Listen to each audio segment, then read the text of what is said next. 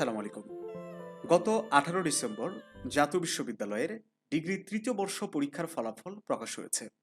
ফলাফলের বিজ্ঞপ্তি অনুযায়ী এবছর গড় পাশের হার 54.19%, যেটি বিগত 5 বছরের মধ্যে জাতীয় বিশ্ববিদ্যালয়ের যে কোনো ধরনের পরীক্ষার ফলাফলে একদম সর্বনিম্ন। এই যে গ্র্যাজুয়ালি পাশের হার কমতেছে, এটা আমি গ্র্যাজুয়ালি বলতেছি এই কারণে, অনার্স ফোর্থ ইয়ারের যে পরীক্ষার রেজাল্ট দিল, তার আগে অনার্স থার্ড ইয়ারের যে রেজাল্টটা দিয়েছে, মানে এই যে নতুন ভিসি স্যার আসার পর থেকে পাশের হার কিন্তু ক্রমান্বয়ে কমছে, যেটি কমতে কমতে একদম ঠেকে গেছে 54.19%। এই যে পাশের হার ক্রমান্বয়ে কমছে, এটার আসলে কারণ কি? খাতা কি একটু আলাদাভাবে যাচাই করা হচ্ছে, নাকি দ্রুত? এই রেজাল্টটা কিন্তু আরেকটা তথ্য তোমাদের দিয়ে দিই, মাত্র 51 দিনে এই রেজাল্টটা দেওয়া হয়েছে এবং বিশ্ববিদ্যালয় কর্তৃপক্ষ এরকম ঘোষণা দিচ্ছে যে 30 থেকে 40 দিনের মধ্যেই ফলাফলগুলো প্রকাশ করে দেওয়া হবে। এই তাড়াহুড়া করতে গিয়ে কি এই ফলাফলে এরকম পাশের হারটা কি কম আসছে, এরকম কিছু? নাকি খাতাটা আসলে অন্যভাবে দেখা হচ্ছে, নাকি স্টুডেন্টরাই পরীক্ষা খারাপ দিচ্ছে? রিজনটা আসলে কি? শিক্ষার্থী বন্ধুরা, আমরা এই বিষয়টা নিয়ে একটু সংক্ষেপে আলোচনা করার চেষ্টা করবো এবং তোমাকেও তোমাদের কাছেও বিষয়টা আমরা ক্লিয়ার করার চেষ্টা করবো, কারণ ফেসবুকের অনেক গ্রুপে আমরা দেখছি যে তারা বিভিন্ন রকম কারণ এখানে তুলে ধরছে। সবচেয়ে যে বেশি কারণটা আমরা মানে সবাই একমত হয়েছে যে দ্রুত রেজাল্ট দিতে চাওয়ার কারণে খাতা হয়তো ঠিকভাবে শিক্ষকগণ যাচাই করছে না। শিক্ষকদের এই খাতাগুলো দেখার জন্য খাতা দেওয়ার পরের দিন থেকে মোট 21 দিন সময় দেওয়া হচ্ছে। বিশ্ববিদ্যালয় যখন খাতা দিচ্ছে তাদেরকে এই ধরনের নির্দেশনা দিয়ে দিচ্ছে যে 21 দিনের মধ্যেই খাতাগুলা দেখা শেষ করতে হবে। তো এই যে তাড়াহুড়া করতে গিয়ে হয়তো খাতাটা ঠিকভাবে যাচাই করা হচ্ছে না, এরকম শিক্ষার্থীদের কাছ থেকে অভিযোগ আসছে। ডিগ্রি তৃতীয় বর্ষের কথা যদি আমরা ধরি, তাহলে সবচেয়ে বেশি সংখ্যক স্টুডেন্ট ফেল করেছে এই ইংলিশ কম্পালসারি সাবজেক্টে। এই সাবজেক্টে ফেল করেছে।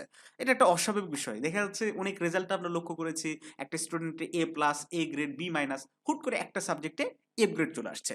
এটা একটা অস্বাভাবিক ব্যাপার। হ্যাঁ, যে স্টুডেন্ট সবগুলো সাবজেক্টে একটা অন অ্যাভারেজ ভালো গ্রেড ছিল, হঠাৎ একটা সাবজেক্টে ফেল করা, এটা আসলে আনইউজুয়াল একটা ব্যাপার।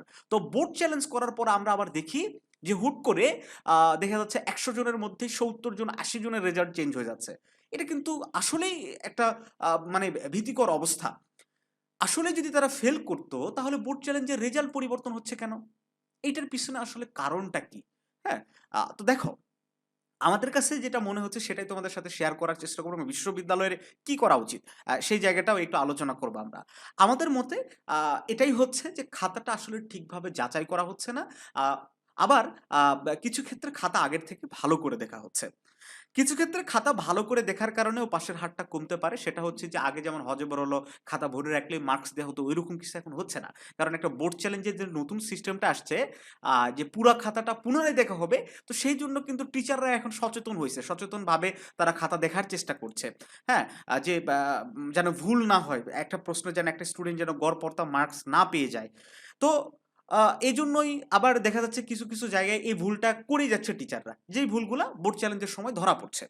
তো এইজন্য আ বা মানে এটা বোর্ডকে আরো সচেতন হতে হবে। জাতীয় বিশ্ববিদ্যালয় কর্তৃপক্ষকে আরো স্ট্রিক্ট হইতে হবে। খাতা দেওয়ার সময় তাদেরকে একেবারে স্ট্রিক্টলি বলা উচিত যে খাতা যেন ঠিকভাবে যাচাই হয় এবং বোর্ড চ্যালেঞ্জ করার পরে যার রেজাল্ট চেঞ্জ হবে সেই খাতাটা আগে কে দেখেছে, তাকে যেন একটা শাস্তি কিংবা জবাবদিহিতার মধ্যে আনা যায়, সেই ব্যবস্থাটা করা উচিত।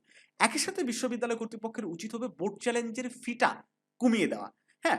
এসএসসি, এইচএসসিতে একটা বোর্ড চ্যালেঞ্জের খাতা কল করতে ৳১৫০ মতো খরচ হয়। সেখানে জাতীয় বিশ্ববিদ্যালয়ে একটা খাতা কল করতে ৳১৩০০ মতো খরচ হচ্ছে। অ্যা মানে এটা একটা আনইউজুয়াল ব্যাপার। এত টাকা ডিফারেন্স? হ্যাঁ? এটা মেনে নেওয়া যায় না। তো যাই হোক শিক্ষার্থী বন্ধুরা, আ খাতা যাচাইয়ের মধ্যে অবশ্যই একটু পরিবর্তন এসেছে।